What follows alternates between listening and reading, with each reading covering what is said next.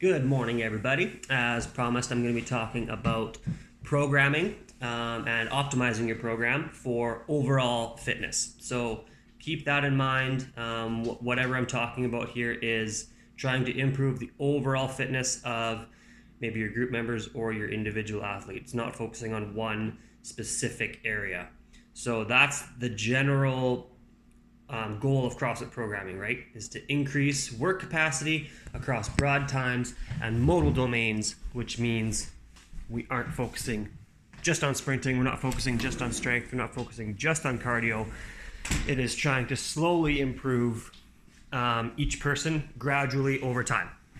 So keep that in mind as I'm talking about this.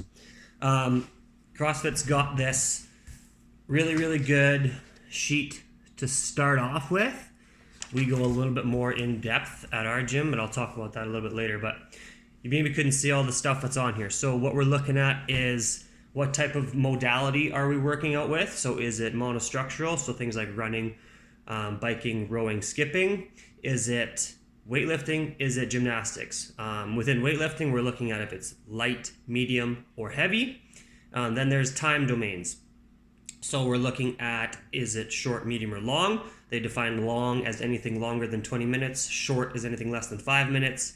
Medium range is that 5 to 20 minute range.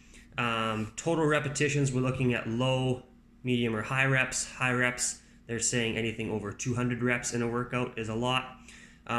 Rep scheme, so is it a single movement, couplet, like 2 different movements, 3 different movements, or something we call a chipper, or 4 or more movements. What's the priority? So are you trying to get the work done in a certain amount of time? Or are you trying to get the work done, or as much work done in a certain amount of time? So there's task priority and there's time priority. And then they break down the gymnastics movements and weightlifting movements and monostructural movements, just to make sure that you're not doing too many of the same movement within the same cycle or within the same week. So it allows you to, let's say there was just an example of workouts that they gave, workout 1, 2, 3, 4, and so on. You can add them all up, and then you can see that there's pretty good variety there. But this is what you would use to evaluate your programming and plan for the next week. So basically, if you plan for 1 week at a time, you look at what you've done, you maybe look at where you're missing a little bit of things. Maybe you had a couple really long workouts and you need some shorter ones for next week. Then you add those shorter workouts in the following week. So you can kind of see there how we're kind of just filling in the gaps and trying to make sure that everything is keeping that overall fitness in mind. Other things that we do at our gym anyway is CrossFit is predominantly there's a lot of squatting movements in CrossFit. So we try to balance the hinge to the squat. We want to see how many times you're pressing overhead, so we don't want to be pressing overhead every single day. We want to see how many times we're pushing, how many times we're pulling, and not only pushing and pulling, but are we pushing up, pulling down, pulling up, pressing down, pressing away, pulling in. There's a lot of things that we are looking at when we are programming at our gym. Also like carries, we want to be sure we're carrying, doing any type of holds like planks or overhead holds, sandbag holds, stuff like that. So we look at single leg, double leg. So there's lots that goes into it, and like I said, we're trying to fill in the gaps. Where programming comes into play and how you tell if it's actually working, right, is you need to analyze it. So if you aren't constantly tracking people's performance over time and they're not progressively getting better, either they're not doing the programming or your programming isn't working, right? So you need to change it then. Good programming also, like I said, works on everything. So it does definitely start working on people's weaknesses. You're not going to avoid the weaknesses and focus on the strengths. It also needs to be effective to scale to each individual, right? So we usually make a level 3 at our gym, and then we have a level 2 and a level 1. And then even within that, we scale and make sure it's different for each individual person, depending on if they've got injuries, if they want to work on specific things, if they've got a specific goal in mind. Then we can scale and give them the best workout in regards to that. Common pitfalls with programming are going to be things like obviously not assessing. So if you don't know if your program's getting better if you don't assess. So if you don't do that, how are you to know? When variance is not applied correctly. So this is when picking random items out of a hat wouldn't be a good idea. You wouldn't be applying the variance correctly, because you might pick random things out of a hat, but you might have 3 days in a row where you're pressing overhead.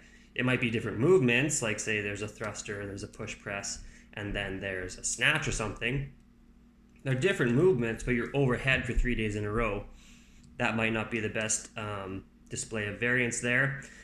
Also lacking development of high skill movements. So that's something that maybe some gyms or some people don't want to work on because they think it's not beneficial or it's just too hard to do.